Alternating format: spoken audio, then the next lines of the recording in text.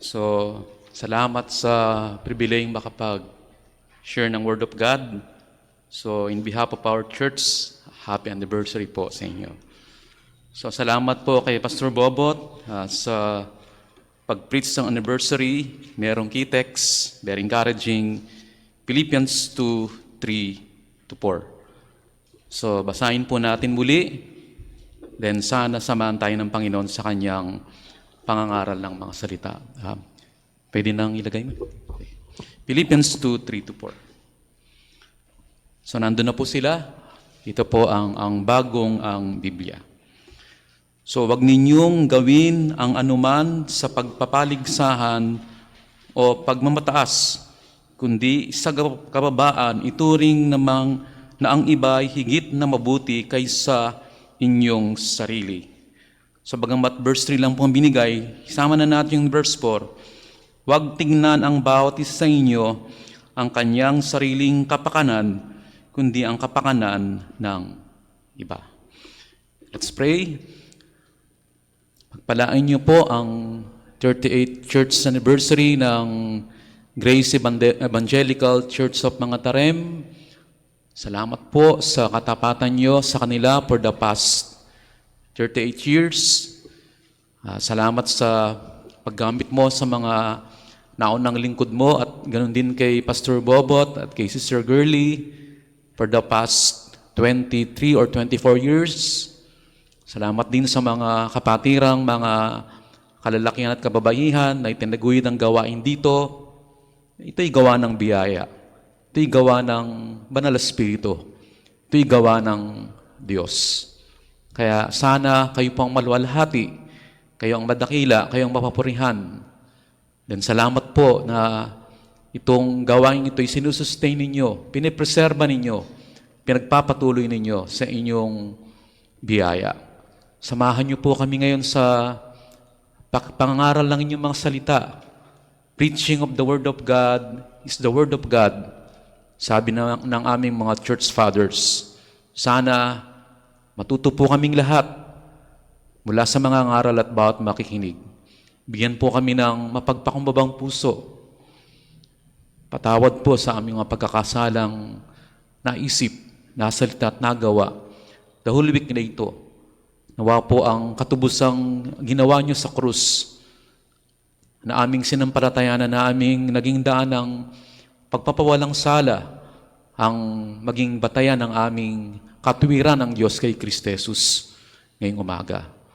Then samahan niyo po ang mga ngaral sa aming church din ngayong umaga, si Pastor Rapi na taga GMA na miniministeryo din namin, then si Brother Aimel mamayang hapon, paglilid ni Brother Alan sa aming Sunday School.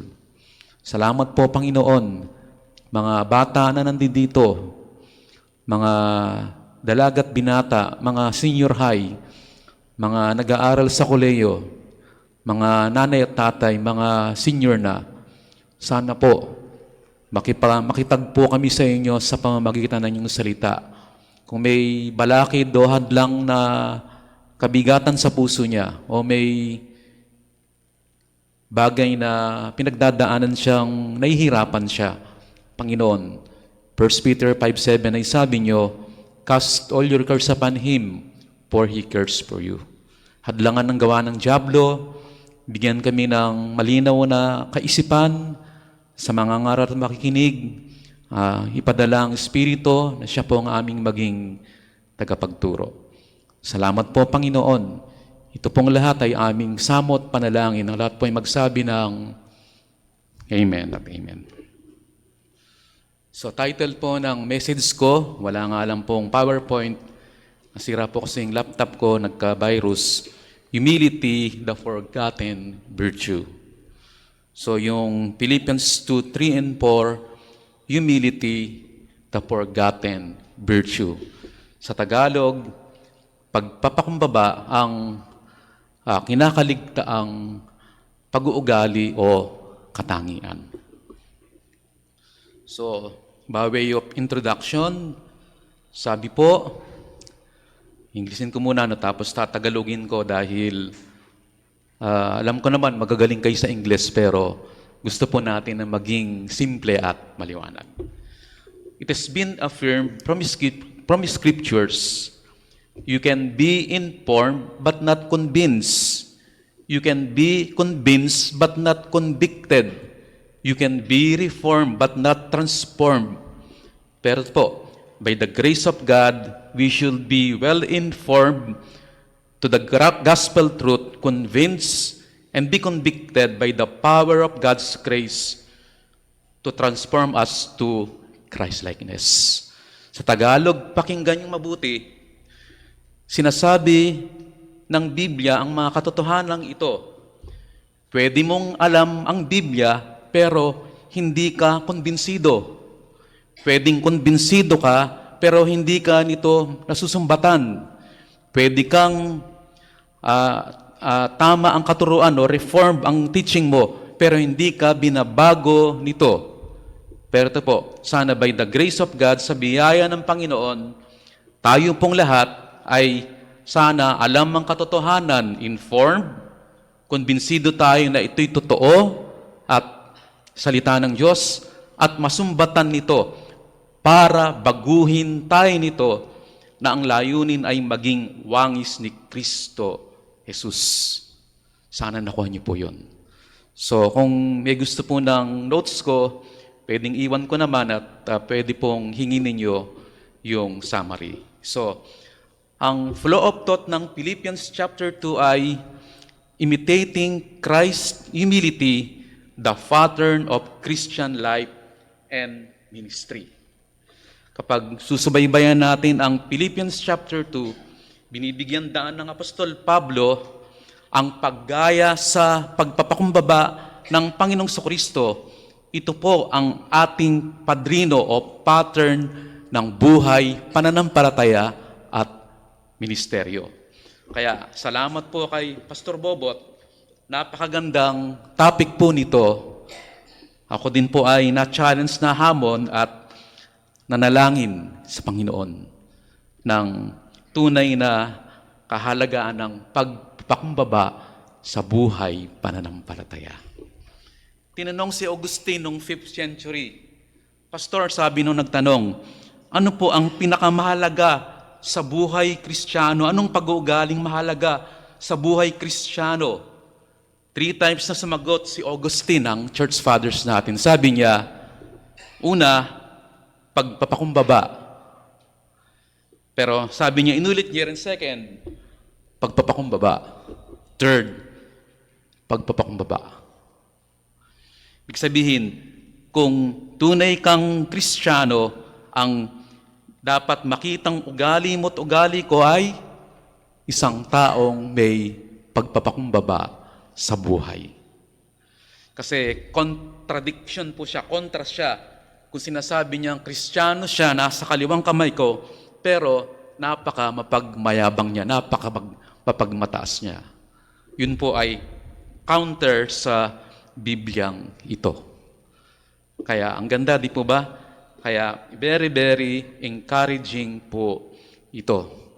Bakit isinulat ng Apostol Pablo ang Pilipos? Kasi nasan po ang Apostol Pablo? Nasan siya? Nasa kulungan siya. Nakulong siya dahil sa katapatan sa pangangaral ng Ebanghelyo. At sinusulatan niya ang mga taga-Pilipos, nasa malayo. Pagsulat niya, ito ay babasahin sa iglesia. Circular letter po ito. Kagaya ng Colossians, Ephesians, 2 Timothy, tawag ay mga prison epistles, ito ay sinulat niya para sa kanila. Kasi una, 4 na bagay ito. Bakit may letter na ito? Pinapaalalahanan niya sila. Huwag silang mag-alala. Bagamat nakakulong ako sa kulungan, kontrolado ng pagkasoberano ng Diyos, God is under control. Kahit nakakulong siya doon, pagtiwala nila siya sa Diyos at ginagamit pa rin siya sa kulungan at maghalak sila sa Panginoon, kontrolado ng Diyos, bakit siya nakulong? Kaya encouraging po yun sa kanila nang mabasa ang sulat na to. Second, para encourage din sila magkaroon ng iisang espiritu, to be of one mind, united for the sake of the gospel and its propagation.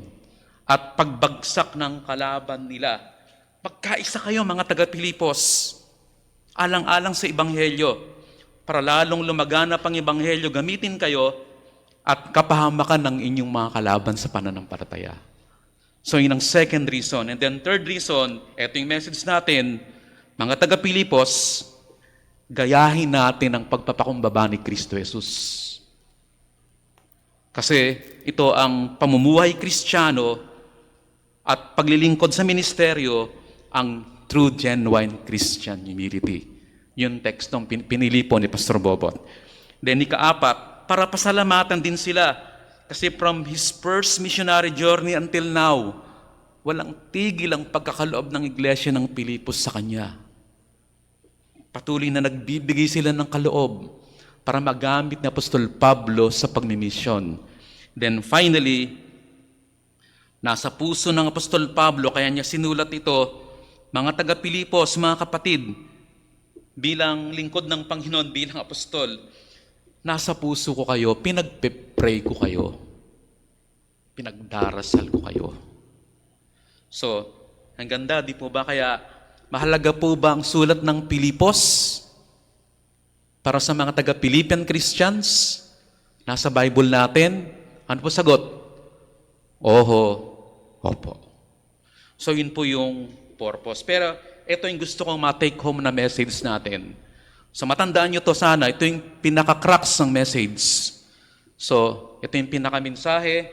Sinulat ko po sa English muna. No, so, imitating Christ's humility is the foundation, beginning of true conversion, and the godly way of Christian life and ministry. So, sa Tagalog, paggaya, pamumuhay, pagsunod sa paghalimbawa ng pagpapakumbaba ng Panginoong Kristo.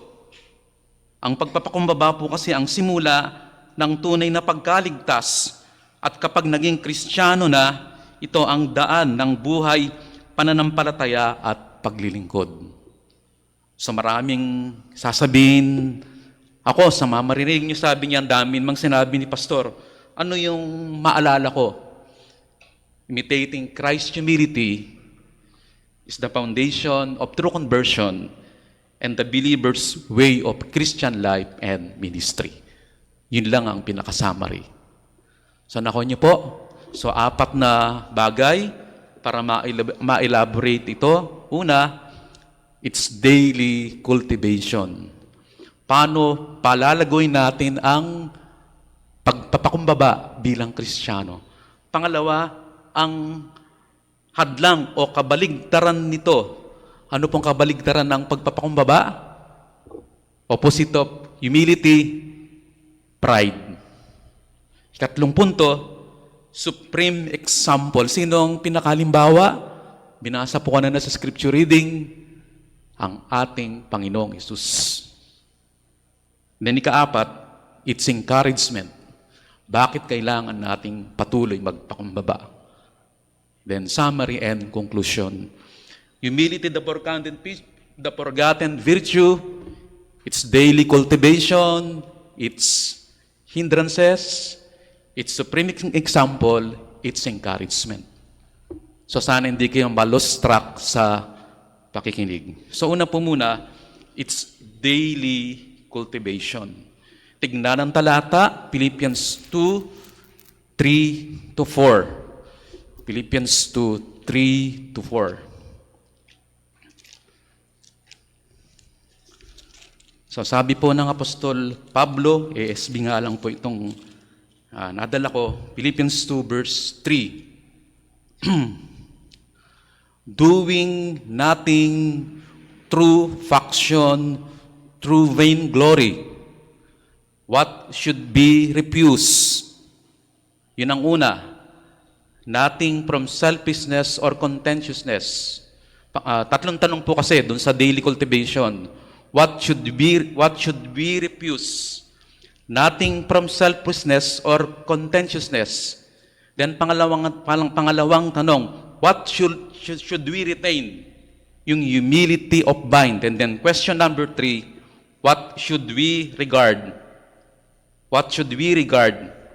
Regard others as more important or better than yourself. So yun po yung tatlong tanong. Paano natin mabungkal mapalago ang ating Christian humility? Ano dapat ang tinatanggihan mo, kapatid na Kristiyano? Sabi ni Apostol Pablo, wala kasi sa original yung do, sabi sa original, nothing from self to selfishness or contentiousness. Nothing from selfishness or contentiousness. Sa Tagalog, huwag gawin ng anuman sa pagpapaligsahan o pagmamataas. So mahalaga po bang paalala ito sa ating lahat? Ano po sagot? Opo. Kasi kahit Kristiyano na tayo, meron pang remaining sins. Pwedeng gawin natin ang isang bagay na nakikipagpaligsahan o nagmamataas. Tendency natin yun, mga kapatid kay Kristo Jesus. Si Apostol Pablo, sinabi niya ito. Kasi may nag-aaway sa loob ng Pilipos. Hindi natin sinisirayan ng mga babae, no? Sinong dalawang babae nag-aaway? Si Judea at si Syntyche. Chapter 4, verse 2 to 3. Nakikiusap ako kina Judea at Syntyche. Magkaisa sila ng pag-iisip sa Panginoon. O nakikiusap din naman ako sa iyo, tapat na katuwang na sa pasanin na iyong tulungan ng mababaeng ito, sapagkat sila'y nagpagal na kasama ko sa Ebanghelyo, kasama rin naman si Clemente at ng ibang mga kamanggagawa na ang kanilang pangalan ay nasa aklat ng buhay. So, ano po ang nangyayari sa loob ng Philippian Church? May dalawang pwede nating sabihing pioneer woman o pioneer church member o pioneer Christian worker, si Judea at Syntyche, nagbabanggaan sila, di sila magkasundo. Meron silang misunderstanding. Ano man yon, di binanggit. Ang contention na yon ay naapekto na ang buong iglesia. Umabot pa kay Apostol Pablong nasa kulungan. Then si Apostol Pablo ay, alam niya, problemang malaki ito. Kasi kapag may pag-aaway, di pagkakasundo ang dalawang magkapatid kay Kristo Jesus, ano po ang problem? Merong gusto yung isa, may ayaw yung isa. Then nagkikreate ng paghahati sa iglesia. Ano man po yun, dapat pagpapakumbaba ni Judea at ni Syntyche bilang alipin at lingkod ni Kristo Jesus, sabi, kamanggagawa ay ito ay kanilang sabihin nating alisin o supilin. Kasi ang contentious and divisive spirit, ano po ito? Kayo nang babasa, James 3:13-17, ito ay worldly wisdom at galing sa diablo. Contentious, divisive spirit is a worldly wisdom and from the devil. Hindi karunungang mula sa Diyos. Kaya ang buong Pilipos, nag-aalala na sila. Kumbaga, powerful, influential woman ng mga ito, baka mag-crack, nawawala yung one mind for the gospel nila. Kaya, mahalagang lesson po ito. Kaya every time na merong selfishness o contentiousness, bawat individual na miyembro dito sa inyo, sa amin din po at sa bawat iglesia ninyo, dapat anong iiral? Pagpapakumbaba. So alam ni Pastor Bobot, recently yung church namin ay lumipat kami ng bagong building. Nandoon ang church namin, by the way, magsing edad tayo ng church. So 38 years din kami this year. Pero pumasok ako sa church. Ako yung second pastor, yung first pastor and wife kasi nag-migrate sila sa US. So ako yung second pastor since 2000 hanggang ngayon po 2024 by the grace of God. So yung church namin ay dati mahangin, presko. Dumating po yung mga panahon na ito ay pinadiran kami ng pagkataas-taas, nagka-firewall. Left side, right side, siyempre sa likod ay may wall. So naging mainit na sa loob. Bagamat may aircon, mainit pa rin. Nagbigay ang provision ng Panginoon. May kapatid yung isang member na ibebenta po yung lot property sa same road, malapit pa sa kalsada, bibigyan kami ng certain amount, at ito po yung queue, yung lupa, nalilipatan pa namin, siyang magbabayad. Then tamang-tama, may naipon po kami na pang building fund for the past 20 years, makakatulong. Ang hirap po pala. Kasi may mga old member na sentimental dun sa church building place. Pero ibang mga member, gusto ay, siyempre ay parang naiinitan yung mga iba, gusto nila ng makita nila yung nature, makita nilang may bukirin. So, sa madaling salita, ang hirap po pala naiipit yung pastor. May panig, may ayaw. Hanggang mga magkakaibigan, magkakamag-anak ay nagkakaroon ng contention. So, ang hirap. Yung time na yun po talaga hindi ako na magkakandatulog. Tapos baka mahati dahil sa paglipat, mag-aaway, may galit, may hindi. So, san ang bagsak nun? Kasalanan mo, pastor. So, then yung lilipatan namin ay triangle yung lupa. Malaki siya pero triangle ang lupa kasi bukrin siya. Yung triangle na lupa ay tinambakan, mataas siya. Kasi bukirin siya. Then sabi ng karamihan na etc. advantages, disadvantages. Nag-pray lang po talaga ako, nag-pray kami. And then gumawa ang Panginoon. And then nagsalita lahat ng bawat individual members. Then gumawa ang Panginoon, hindi dikta ng pastor, hindi dikta ng mga diakono, nagkaroon kami united heart and mind.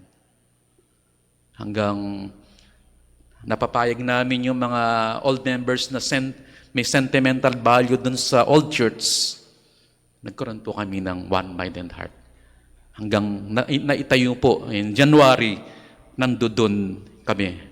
Illustrate ko po yun, ibig sabihin, pwedeng noble na bagay, magandang suggestion, pero pwedeng maging source siya ng selfishness and contentiousness. Kailangan ng the grace of Christian humility. What should we retain? Ano ang pinauunlad? Tingnan ang talata. Sabi ng Apostol Pablo, kundi sa kababaan, with the humility of mind. Humility defined, Dr. Wayne Mack. Sabi niya, matandang pastor na ito, bagamat matanda na siyang pastor ng Reformed Faith, nag-missionary pa siya sa Africa. Pero sabi ng matandang pastor na to, na wisdom ng Holy Spirit, sabi niya, humility, yung makita mo ang iyong natural insignificance as compared to God. May pagpapakumbaba ka, kapag nakikita mo, gatuldok ka lang kumpara sa glory, majesty ng God. Humility, moral significance and sinfulness as compared to God. May humility kapag patuloy nakikita mo ang pagiging makasalanan mo sa harapan ng banal na Diyos. Yung pinag-pray po kanina, nung simula. Then humility kapag meron kang theocentric mind, kapag ang isip mo ay sa Diyos. Then may humility kapag may attributes, binibigay mo lagi ang glory and honor and praise to the supreme honor and praise to the right and privileges of God. Ibig sabihin, may pagpapakumbaba ka kung ang Diyos ang lahat-lahat sa lahat ng tinatamasa mo at natatanggap, galing po lahat sa Diyos ito. Kaya challenge sa ating lahat, a humble person, fully devoted to God siya, no one else, acknowledging God alone as the supreme authority in all matters of Christian life and ministry. For this past 38 years, sana yun po ang maging kaduluhan ng lahat ng ito. Kaya lahat tayo, mga kapatid, mga Christian leaders and members dito, sa amin din po, dapat alisin natin yung sense of pride and entitlement. Ulitin ko po, baka may mga pioneer members dito, mga nauna sa atin, na ginamit kayo ng Panginoon. Dahil sa inyo, pinrosper ang iglesyang ito. Dahil sa inyo, lumago ang gawain ito. Mga kapatid kay Kristo Jesus, ibalik natin ang kapurihan sa Panginoon. Kasi siya ang gumamit sa iyo, sa biyaya ng Panginoon, para pagpatuloy ang gawain ito. Pero Diyos ang dapat mapapurihan. Psalms 115 verse 1. Huwag kakalimutan ito. Psalms 115 and verse 1. Sana maalala nyo ito lagi, mga kapatid kay Kristo Jesus. Psalms 115 and verse 1. Ito ay psalm nung maitayo yung second temple ng Panginoon. Verse 1 lang po. Wag sa amin, O Panginoon, wag sa amin, kundi sa iyong pangalan ay ibigay ang karangalan dahil sa iyong tapat na pag-ibig, dahil sa iyong katapatan. Sana po, walang inkling na kukunin natin ang papuri, pasalamat at pagluwalhati. Kasi yun ang pagkaroon ng humility of mind. Kaya challenge na malaki po sa amin ito, sa mga pastor na naglilingkod o sa mga leader na naglilingkod. Alisin po natin yung sense of entitlement. Walang ganon sa Christian ministry. Kaya all that we have and all that we are by the will and by the grace and mercy of God. Ang laking blessing po nito kung ito ang ating heart attitude. And then finally, what should we regard?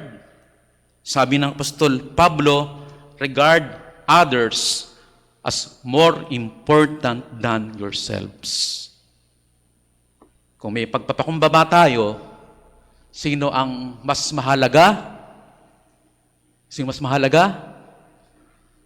Natural sa atin, mahalaga ako. Mahalaga ka. Pero kapag pumasok na yung grace of Christian humility, sino ang mahalaga? Madaling tandaan, sabi ni Pastor Steve Lawson din, agree ako, J-O-Y. Jesus first, others second, yourselves last. Kapag tinaghari natin ang Panginoon sa Kristo sa puso natin, iuna natin yung iba. Uhuli natin yung ating sarili. Kapag pride ang pinahiran natin, sinong uunahin ko lagi? Sarili ko. Pahuli ang iba. Minsan, pahuli pa ang Panginoon Jesus. Wag po. This is the key of the Christian life. Ano uli? Jesus first, others second, yourselves last. Joy. Paano ko illustrate ito? Merong isang ama, may 5 anak. Sa providensya ng Diyos, nakilala ng tatay ang Panginoon, naligtas siya sa Ebanghelyo. Siya ay naging mananampalataya. Kaya pag-uwi niya sa bahay, sabi niya sa kanyang family, asawa ko, mga anak, natagpuan ko na ang tunay na buhay. Sabi niya, ang Panginoong Hesus na ang aking prioridad sa buhay ko. Kaya kayong mga asawa ko at mga anak ko ay pangalawa na lang. Pero side comment, hindi niya dinidisregard ang pagiging tatay sa kanyang mga anak. Hindi niya pababayaan ng pagiging mapagmahal na asawa sa kanyang asawang babae. Ibig sabihin, naintindihan na niya ang pagiging Kristiyano. Bilang ama, sino ang dapat prioridad mo? Number 1, Jesus first. Sana challenge siya. So, and then by the grace of God, kung Christ is always first, our priority, magiging may lalagay lahat ang pagiging ama sa mga anak, tamang lugar, pagiging asawang lalaki sa asawang babae. Ganun po siya kahalaga. May isang mag-asawa din. Illustrate natin to. Yung babae, na asawang babae, Kristiyano siya, yung lalaki din, Kristiyano siya, biglang nagpunta kay pastor niya. Pastor, tao po. Di kinausap naman siya ng pastor niya, ano yon? Pastor, may problema. Sabi ng asawang babae, hihiwalayin ko na po yung asawa kong lalaki. What? Ano? Sabi ng pastor, bakit? Alam niyo po, sabi ng asawang babae, my husband does not satisfy all my needs. Sa Tagalog, pastor, yung asawa kong lalaki, hindi niya pinupuno ang lahat ng aking mga pangangailangan. Wisdom ng pastor, sabi lang niya, only Christ can satisfy all your needs. Tumahimik yung babae, umalis. Tapos na yung problema niya. Nako niyo po, ibig sabihin, paano natin may papamuhay ang buhay Kristiyano? Jesus first, others second, yourselves last. Yun po ang ibig sabihin ng talatang ito. So yun po yung unang mahalagang tanong. Kaya sana paunlarin mo pa yung pagpapakumbaba mo sa Panginoon. 38th Church Anniversary, palaguin mo pa ang pagpapakumbaba kasi ibibless ka ng Panginoon. The blessing of and joy of true Christian humility. Wala pong ibang paraan ng kagalakan sa Panginoon. So ano ang opposite nito? Ano ang hindrances nito? Anong kabaligtaran ng pagpapakumbaba? Pagmamataas. Pride in our hearts. Sinful pride dominates non-Christian. Kapag di Kristiyano, di pa po mananampalataya, asahan natin ang pagmamataas, kayabangan. Kasi sino ang Panginoon niya? Sarili niya. Pero once, by the grace of God, nakilala mo si Kristo, nakilala ko si Kristo, kapag pinaghari na natin ang Ebanghelyo, dun bababa ang ating sarili, maghahari si Kristo, magiging mapagpakumbaba na po tayo. Sinful pride is every true believer's lifetime struggle. Lifetime struggle ito. Kaya nung sinusulat malamang ni Apostol Pablo, itong sulat na ito, iniisip niya ang pangailangan ng humility ng Pilipos. Kasi dun sa verse 4 din, huwag tignan ang bawat isa sa inyo ang kanyang sariling kapakanan, kundi ang kapakanan ng iba. Then tinitignan din ni Apostol Pablo yung kanyang sinful pride na remaining sin sa ating pagkakristyano. Then i-relay natin yung quotation na sinful pride will produce self-righteous acts.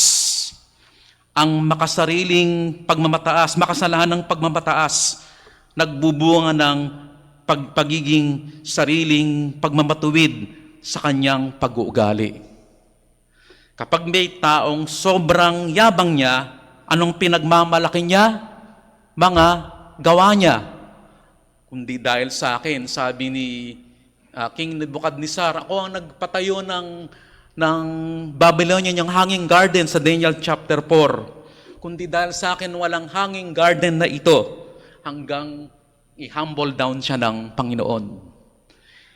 Sinful pride will result to self-righteous acts. Nang sinusulat ito ng Apostol Pablo, aware po ba siya dito ng realidad na ito? Opo.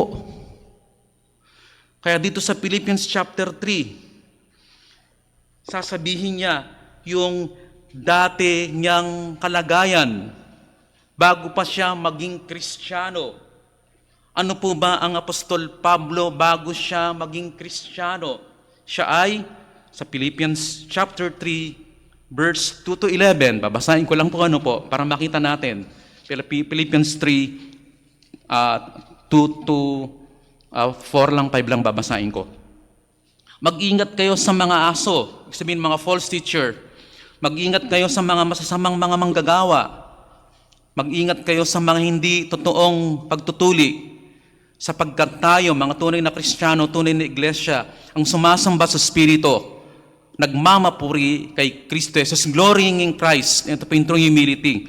Walang anumang pagtitiwala sa laman. Bakit? Ano ba ako, sabi niya sa mga taga-Pilipos? Bagamat ako'y may dahilang magtiwala rin naman. Kung ang ilan ay may dakilang magtiwala sa laman, lalo na ako. Sino ba ako? Sabi niya sa mga taga-Pilipos, tinuli ng 8 araw. Ibig sabihin ay chosen people, Israelite siya. Kasi ano ang mga baby? Tinutuli ng hindi 7th day, 9th day, 8th day, para hindi madugo, true Jew ka. Hudyo ka. Siya yun. Tapos, lahi ni Israel. Pangalawa. Then, lipi ni Benjamin. Kabina ako sa mga elite army ng Israel. Kaapat, Hebreyo, na isinilang na Hebreyo. Kalima, sa kautusan ng Parse, perpekto ako. Ibig sabihin, masunurin siya sa kautusan ng mga ng Judaism. Wow! Verse 6, sigasig, ika-6, taga-usig ako ng iglesia. Ayon sa katwiran ng nasa kautusan, walang kapintasan. Pumapatay na ako ng Kristiyano. Akala ko yun ang kalooban ng Diyos. And then, blameless ako, perfect ako. Ibig sabihin, nilis niya ang lahat ng ito. Pwede niyang maging ipagmayabang yon. Sa simpleng salita, sa modern version natin, pwedeng sabihin mong, laman ako ng simbahan. Ano yon? Manang ako, tagadasal ako ng mga tao pag may patay. Bakit nga po ba pag nagdarasal yung mga manang sa harapan ng bahay at kalsada, side comments lang yun. Tapos, kabisado kong rosaryo, yung nagdadasal ako ng rosaryo, yung beads na ganon, master ko yun, kanang kamay ako ni Father, then ako ay, nagbubuhat ako ng santo kapag Holy Week, most noble, nagpapasan ako ng krus tuwing Biyernes Santo o pinapako ako sa krus sa Barangay Kutod sa Pampanga tuwing Holy Week. Madaling salita, napaka-religyoso ko, napakabait ko, napaka-madasalin ako, napaka-self-righteous ko. Yun po ang opposite ng humility, pride, self-righteous acts of men. Pero bigyan din, ano pa sabi ng Apostol Pablo? Itinuring ko itong mga basura para makilala ko si Kristo Jesus. Sa pamamagitan ng pananampalataya sa Kanya, magkakaroon ng katwiran ng isang makasalanan. Righteousness which is from God by faith. Kasi mabuting gawa hindi makakapagligtas. Good works cannot save. Ano yung good works natin? Isaiah 64:6. Maruming bulok na basahan. Sa lumang tipan, yung basahang ginagamit ng babaeng nagre-regla. Ibig sabihin, napakarumi ng good works apart from righteousness by faith in Christ alone. Ibig sabihin, ang Apostol Pablo, a true knowledge of the gospel is God's power to crush our pride. Kaya mahalaga po ito. Kaya ngayong 38th church anniversary, baka po meron sa atin, hinahawakan mo pa ba ang iyong pride? Baka po pinagmamalaki mo ang iyong mabuting gawa pa. O baka sabihin mo, dumadalo ka dito, miyembro ka na, o ano pang gawa mo na nagiging daan ng iyong pagmamalaki. Samantalang sabi ng Apostol Pablo, ang pagpapawalang sala ay sa pamamagitan lamang ng pananampalataya kay Kristo Jesus. Yun dapat ang maging pangunahin mo, pangunahin ko. Bago ko makilala ang Panginoon, so many years ago, bagamat 1986, fanatic Roman Catholic din po ako. Then lagi akong laman ng simbahan. Sa Tarlac nga lang po. Then pag Holy Week, panatiko ako ng Birheng Maria. Then pag yung Santo Nine ay pinuprosesyon sa kalsada namin, pride yun sa akin kapag binubuhat ko. Kasi lilipat sa ibang bahay pagdadasal eh.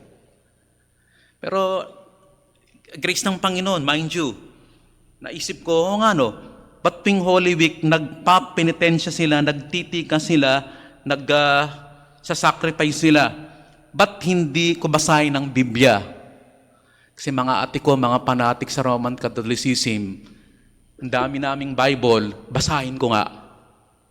Hindi ko pa alam ang Ebanghelyo, ha? Yun, basa. Hindi ko alam, yun na pala yung simula ng pagtatanim ng salita ng Diyos sa puso ko. Hanggang nung college ako sa Mapua, may best friend ako na nag-share ng gospel na sinabi niya, alam mo ba bakit namatay si Kristo Jesus? Hindi siya namatay para sa lahat. Yun po yung turning point ng buhay ko. Doon ako lubos na nagsisit na ng palataya. Doon ako nagkaroon ng pagpapawalang sala sa pamamagitan ng pananampalataya kay Kristo Jesus. Yun na po ang simula ng aking pagbabagong buhay.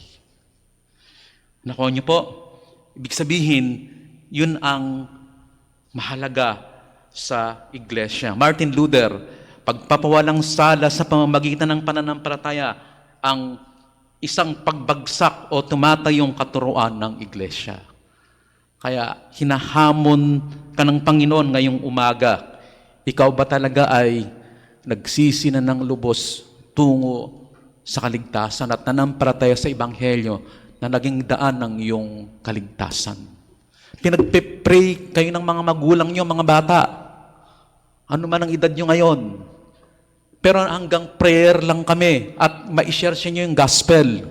Kailangan kayong individual na mga bata dito. Kailangan ikaw ang lumapit sa Panginoong Hesus at magsisit manalig sa Kanyang katubusan para maligtas ka. Nako mo, kung hindi, may kaparusang sa apoy ng impyerno sa iyo kasi wala kang tagapagligtas at tagapanagot sa kasalanan mo pagdating ng uling araw. Kasi individual tatayo tayo sa Panginoong Hesus. At kung hindi mo siya kilala, hindi siya ang tangi mong tagapanagot at tagapagligtas sa kasalanan mo, pagdudusahan mong mga kasalanan mo, at malamang sa impyerno ka dahil wala kang tagapagtubos.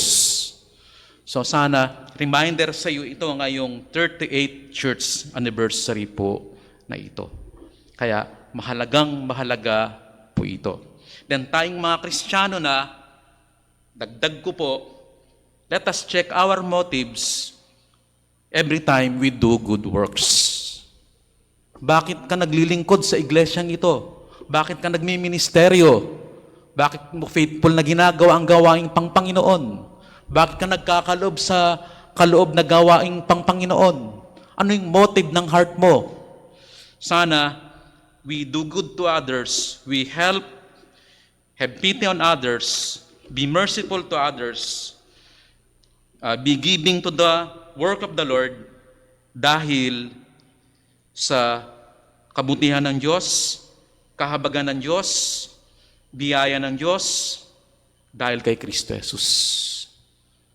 Kasi yun ang nararapat. Kasi kung ako ngayon nagmi-minister, nag-share ng Word of God, kung magiging yabang ito sa akin, magiging proud ako pagkatapos nito, hindi tama ang puso ko. Psalms 115 verse 1, kinukuha ko yung glory sa Panginoon. Isaiah 42 verse 8, sabi ng Panginoon, I will not give my glory to idols. Kinuha ko na yung glory, di nalulugod ang Diyos. Kaya sana, 38th church anniversary, sana maging mapagpakumbaba pa po tayong lahat. Let us serve God and His church for the glory of God. It will transform our souls. Then may supreme example. Sino ang ating supreme example sa humility? Sino po? Panginoong Jesucristo.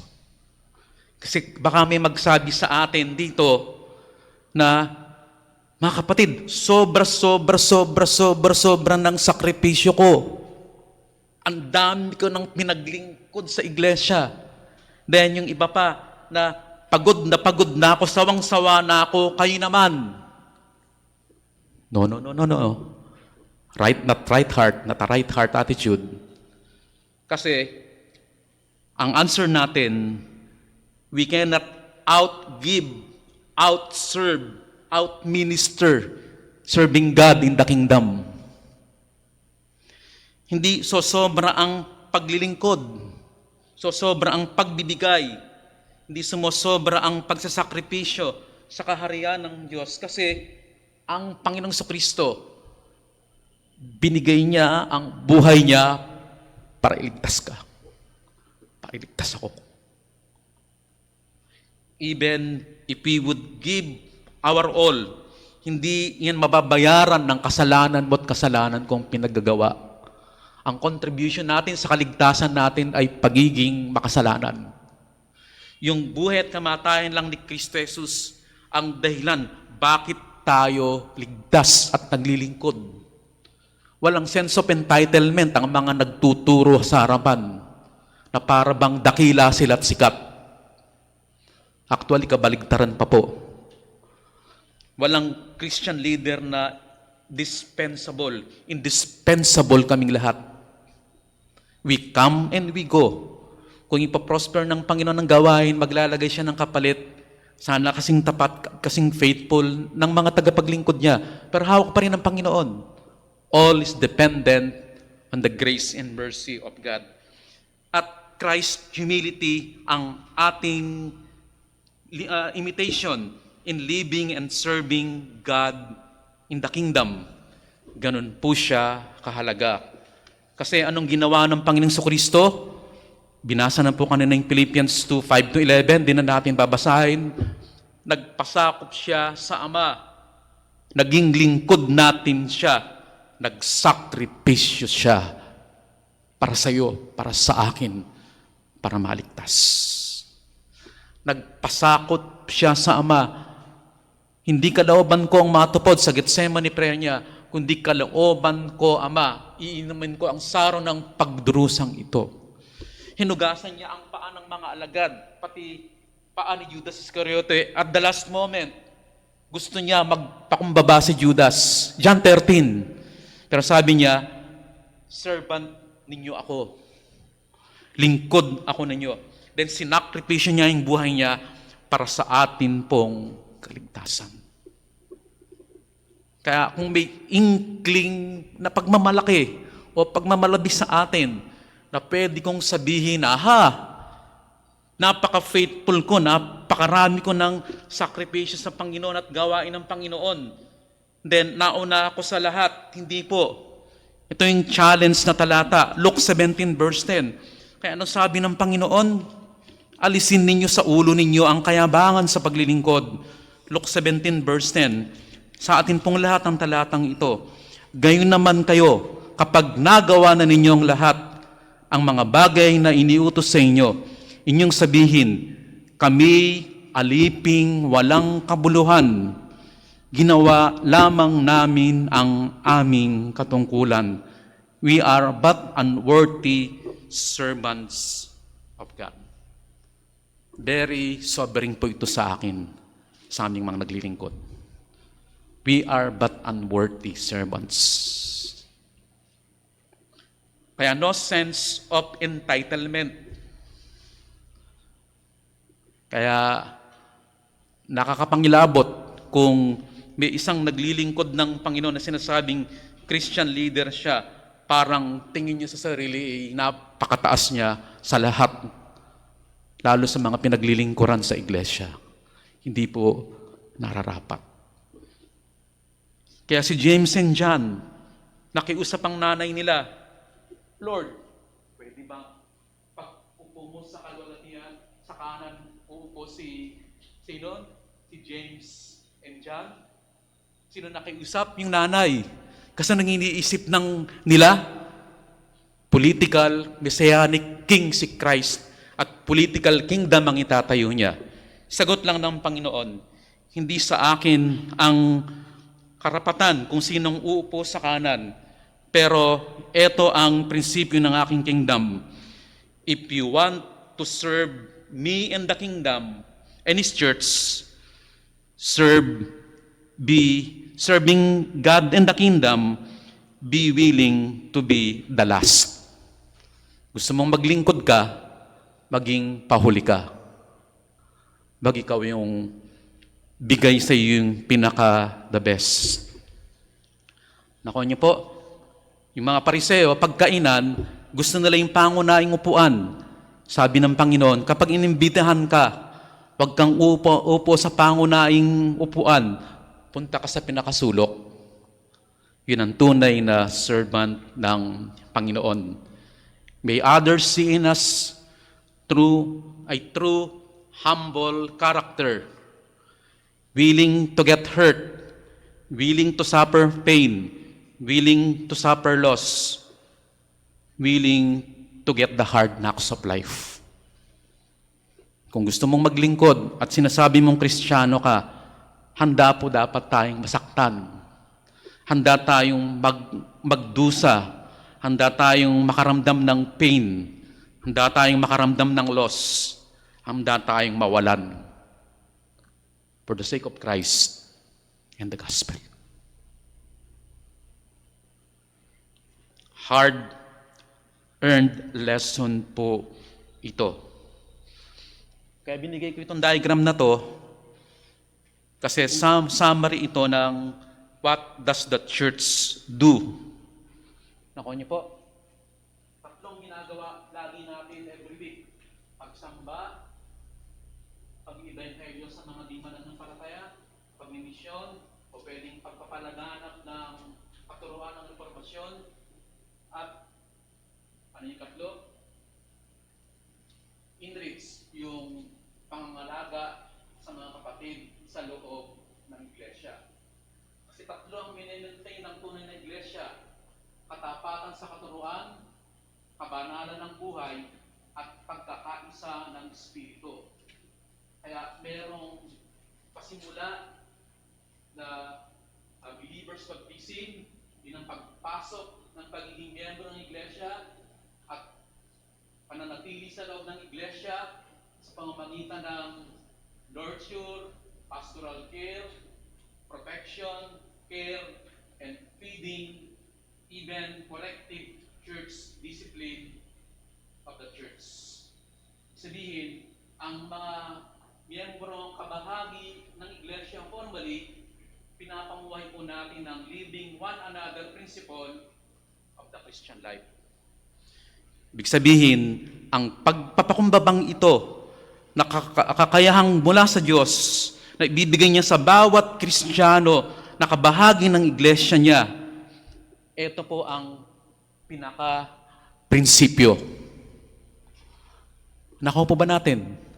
Ibig sabihin, kahit anong lalim mo sa doktrina, dapat malalim sa doktrina, kasi grow in the knowledge, pero dapat malalim din sa biyaya, grow in grace. Lumalago din po tayo sa kapakumbabaan. lalo kapag dumating yung biblical church discipline. Kasi kapag may isang miyembro na hindi na naging tapat sa katuruan, hindi na dalisay ang buhay niya, at sinisira niya ang pagkakaisa ng Espiritu, siya po ay dapat disiplinahin ng iglesia. Bigyang diin, iglesia ang nagdidisiplina.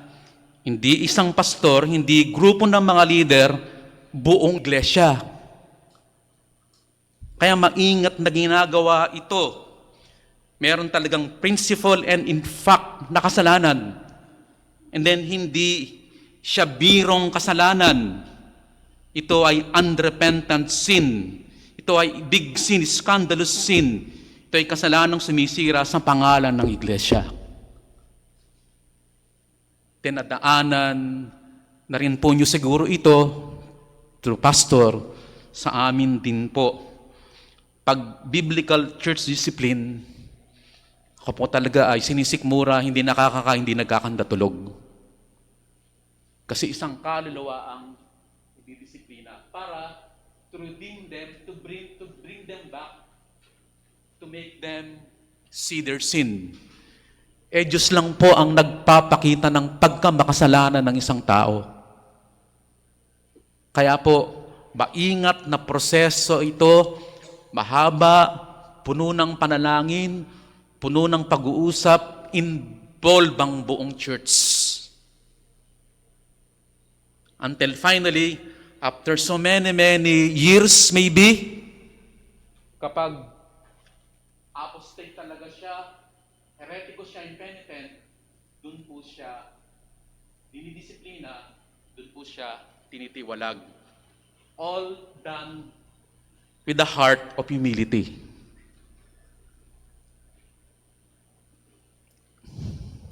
Oh, painful po sa akin.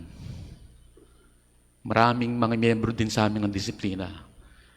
Pero we make it a point na fair and square yung issue. Na maliwanag talaga yung kasalanan.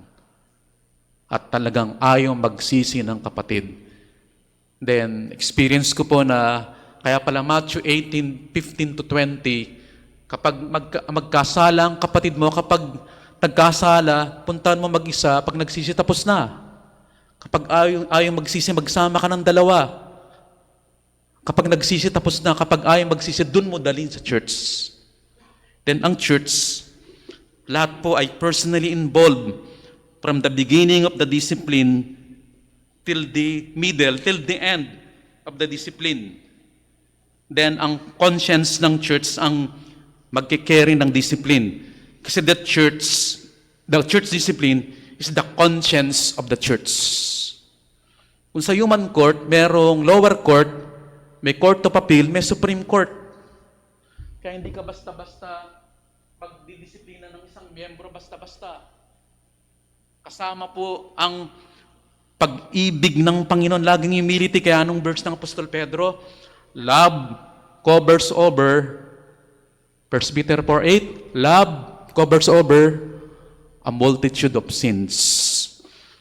Kung kasalanan lang na mababaw, hindi siya disciplinable sins, hindi po natin gagawin. Love covers over a multitude of sins. The church hearts for true humility. Kasi ano yung larawan ng church? Hard-earned lesson ko po ito. Templo ito ng Diyos. Katawan ni Cristo Jesus. Tayong tao ng Diyos. Tayong sambahay ng Diyos. Tayong bride of Christ. Tayong bagong nilikha. Tayong larawan ng Ebanghelyo. Ang Ebanghelyo, pinapamuhay natin, mga kapatid, sa pamamagitan ng buhay na may pagpapakumbaba sa harapan ng Diyos at harapan ng mga tao. Tayo ang Ebanghelyo. O kailangan i-share natin ang mensahe ng Ebanghelyo. Pero pagdating sa church, larawan ako at ikaw ng Ebanghelyo. Kaya kapag merong nag-wayward na disiplina ang miyembro, hahabulin natin siya as a lost sheep. Kung sinashare natin ang gospel sa mga wala pa kay Kristo Jesus, much more yung kapatid na naligaw ng landas, hahabulin natin siya hanggang siya na mismo ang susuko, pero sana hindi, Kasi kung hindi siya apostate, heretic at impenitent, babalik siya ng Panginoon. Na naranasan na po namin yun sa iglesia. Nakuha niyo po, all done with the heart of humility. Then, blessing po ito. May Christ, may people, especially the unbelieving world, seek Christ in us as we exemplify Christ's humility sa pamamagitan ng banal na Espiritu Santo. So yun po yung aking third point. So nakakailan na po tayo? Nakaka-tatlo na. It's cultivation by the grace of God. It's opposite.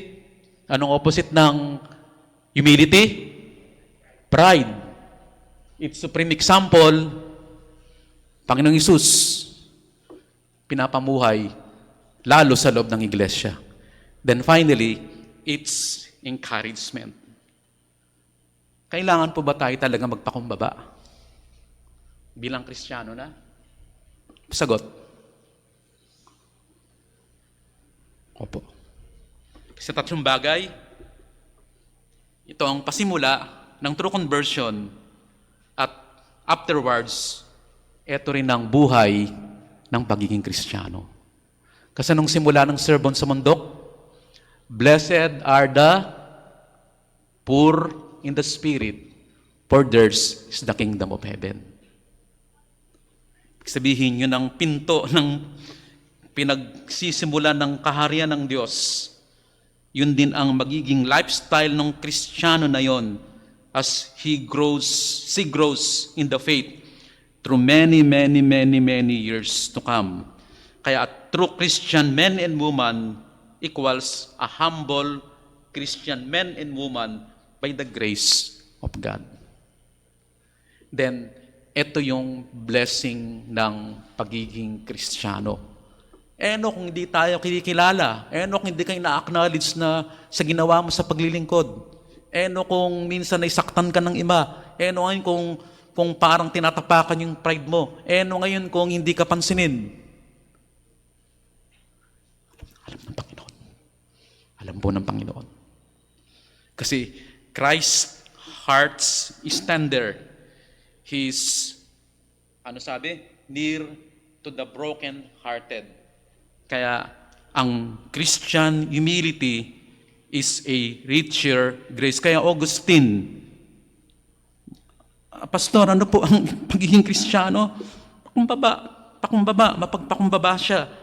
Hindi ibig sabihin na tinatapakan ka na lang na walang say sa mundo. Nandun yung grace of true Christian humility. Second, kasi po, God gives more grace to the humble. 1 Peter chapter 5, verse 5. Sana wag niyong kalimutan po ito. Gayun din naman kayong mga kabataan, pasakop kayo sa matatanda, at kayong lahat ay magsuot ng kapakumbabaan sa inyong pakitungo sa isa't isa. Bakit? Ang Diyos ay sumasalungat sa mga palalo, ngunit nagbibigay ng biyaya sa mga mapagpakumbaba. God gives more grace to the humble. Kaya napakalaking blessing po nito. It will do wonders to our own selves, to our own family, to our individual churches. We need more grace. Pero anong duty po nating lahat sa tulong ng Panginoon? Patuloy po tayong magpakumbaba sa Diyos by prayer. Kasi pag nagpe-pray tayo, nakayuko tayong gano'n, nagmamakaawa tayo, humihingi tayo ng mercy ng Panginoon. Prayer is true humility. Prayer is total dependence to God. Kaya po, mahalaga ang ating personal prayer, family prayer. Huwag niyong kakaligtaan ng inyong church prayer meeting. Importante po ito. God gives more grace to the humble. beginning ng true conversion at pagpapatuloy nito, bibiyaan pang lalong mapagpakumbaba. Pero thirdly, saan naninirahan ng Panginoon? Saan nakatira ang Panginoon? Sa pusong mapagpakumbaba. Isaiah 57:15, Isaiah 66 verse 2. Yun pong babasahin ko. Isaiah 66 and verse 2. Ano ang sabi sa blessings of God's coming kingdom? Sapagkat ang lahat ng mga bagay ito ay nilikha ng aking kamay. Kaya't nangyari ang lahat ng mga bagay na ito, sabi ng Panginoon. Ito ang aking taong tinitignan. Saan nakatingin ang Panginoon? Saan siya maninirahan? Siya na mapagpakumbaba, may nagsisising diwa at nanginginig sa aking salita. Mapagpakumbaba, mapagsising diwa, nanginginig sa kanyang salita. Ganun po siya kahalaga. Kung sinasabi nating Kristiyano tayo at nananahan sa atin si Kristo, makikita sa buhay ko at buhay mo, kapatid kay Kristo Jesus, ang mapagpakumbabang puso. Oh, what a great teaching. Wala nito ang New Testament.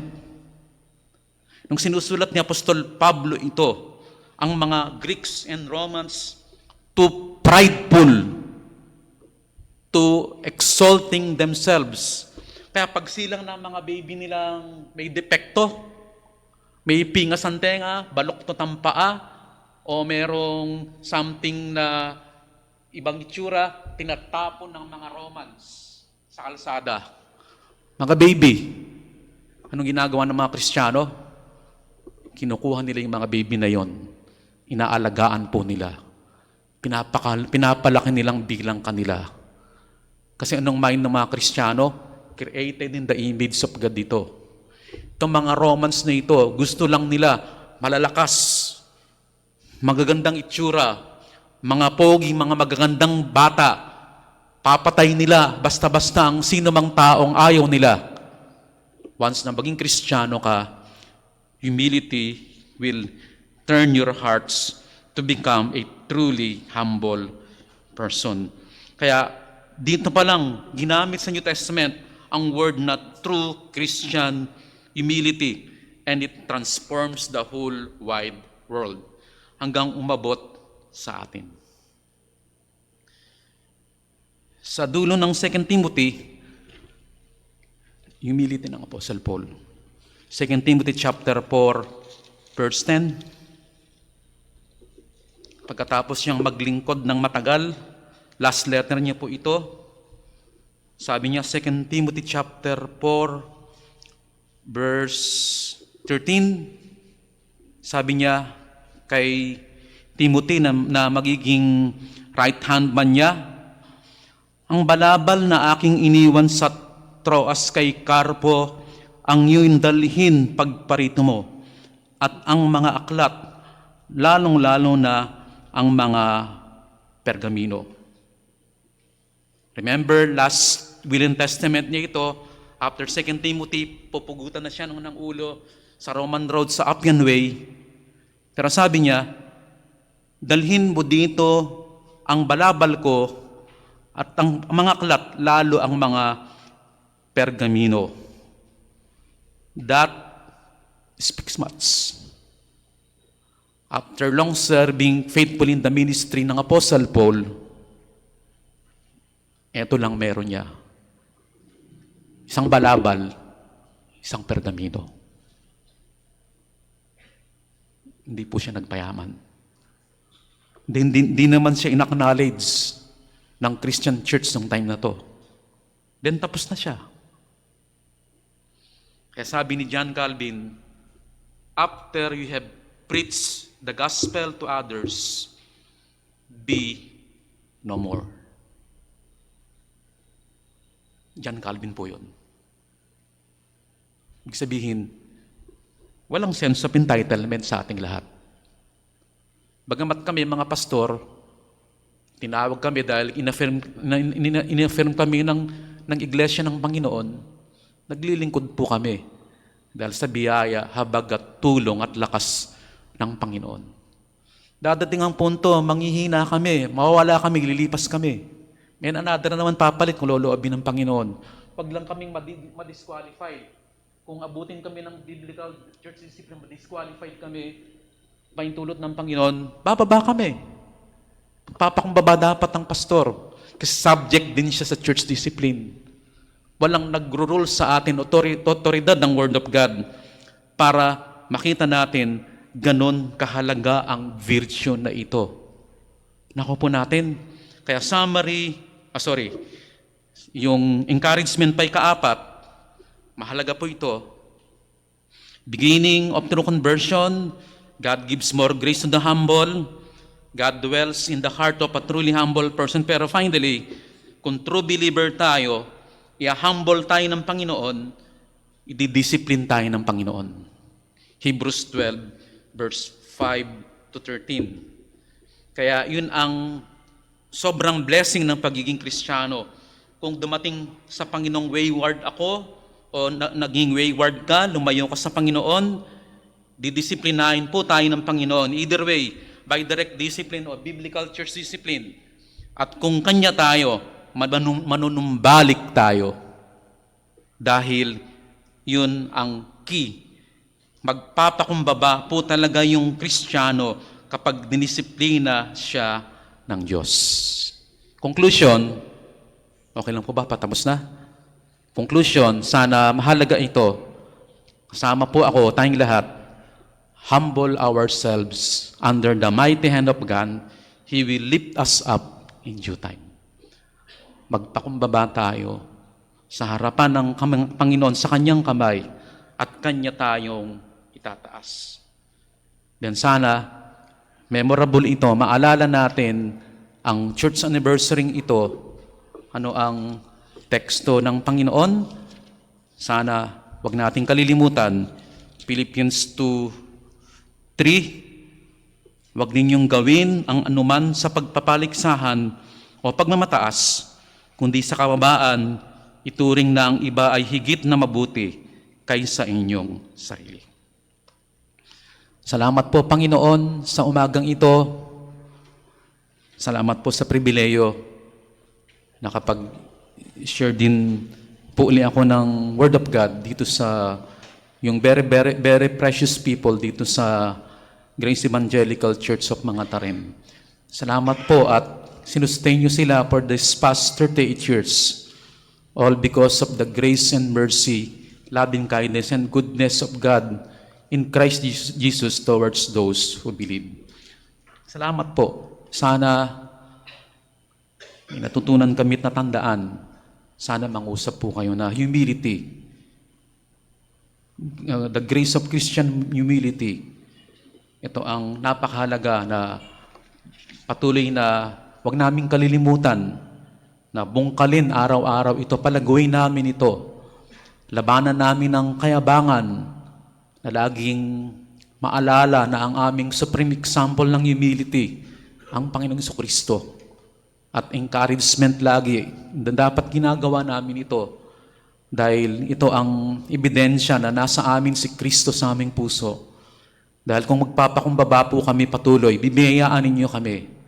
At patuloy din na ang pagpapakumbaba, ito ay blessing and joy ng pagiging Kristiyano. At dadating ang puntong titigas ang ulo namin dahil kung iyo po kami, alam namin na nandun ang fatherly discipline para magpakumbaba po muli kami.